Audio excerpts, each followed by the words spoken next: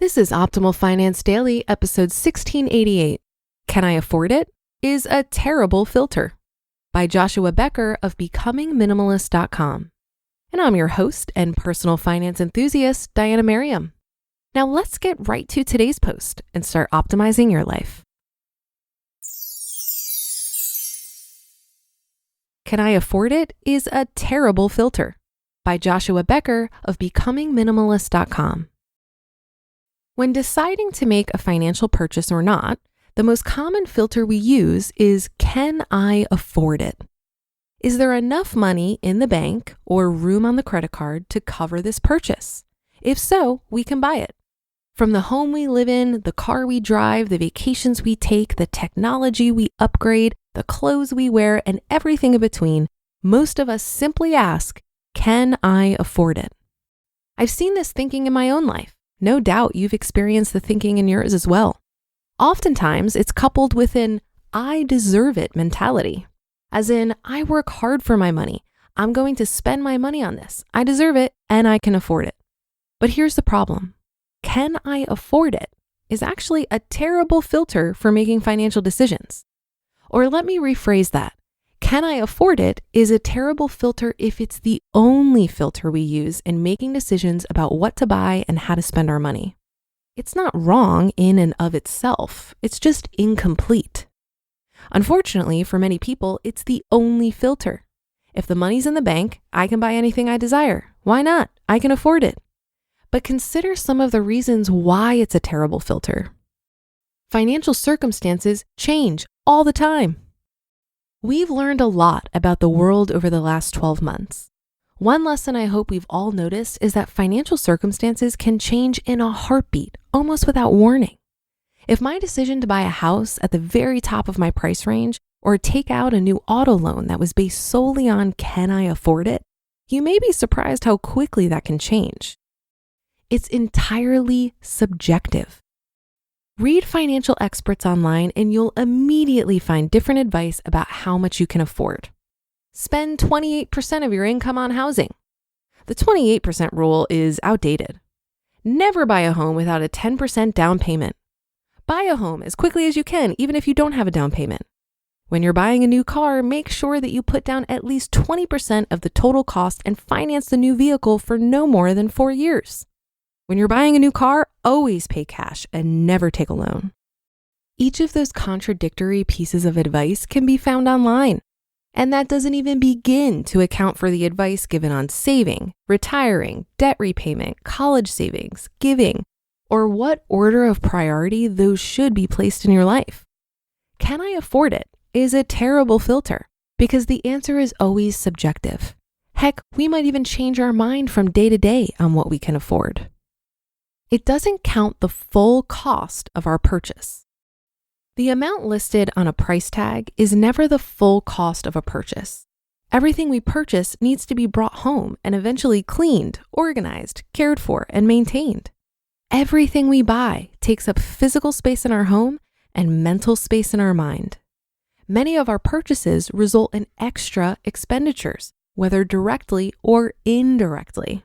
Do I have enough money right now to afford this item? Rarely factors in the ongoing cost of keeping or maintaining your purchase. It doesn't factor opportunity cost. There's no such thing as a free lunch. Every purchase carries additional opportunity cost. Spending $100 on X today means I don't have $100 to spend on Y tomorrow. This is why can I afford it is such a faulty, short-sighted filter. I may have the money to buy a bigger house, a nicer vacation, or a newer car, but once the purchase is completed, that money is no longer available for other things. And it may not take long to realize there were countless other things I could have spent my money on that would have resulted in much longer lasting happiness, joy, and fulfillment. Better filters. What questions can I ask in addition to, can I afford it? Let me offer 5. Number 1, does this purchase support my goals? What are the dreams you have for your life? What accomplishments are you hoping to achieve? What goals are most important to you? Does this purchase move you closer to those goals or further away? Number 2, what are my motivations for this purchase? Am I spending my money on this purchase for the right reasons? What are they exactly? Am I buying this just because everyone else is buying it? Because I'm trying to impress someone? Or are my motivations truly healthy? Number 3, what do my trusted friends think about this? There's no need to make financial decisions in a vacuum, especially major ones. Ask a family member or friend or mentor for their opinion. Make sure it's someone you trust and would generally consider wise in these types of matters. If you're religious, praying about it would fit in this filter. Number 4, is there something else I would like to spend my money on? When counting the opportunity cost of a purchase, don't compare only apples to apples. The filter doesn't need to be exclusively, should I buy this car or this vacation? We should also factor in opportunities such as getting out of debt, getting ahead financially, or giving to a cause we believe in. Spending money on a purchase just because I can afford it often makes these greater pursuits harder to achieve. And number 5, what would my life look like if I said no?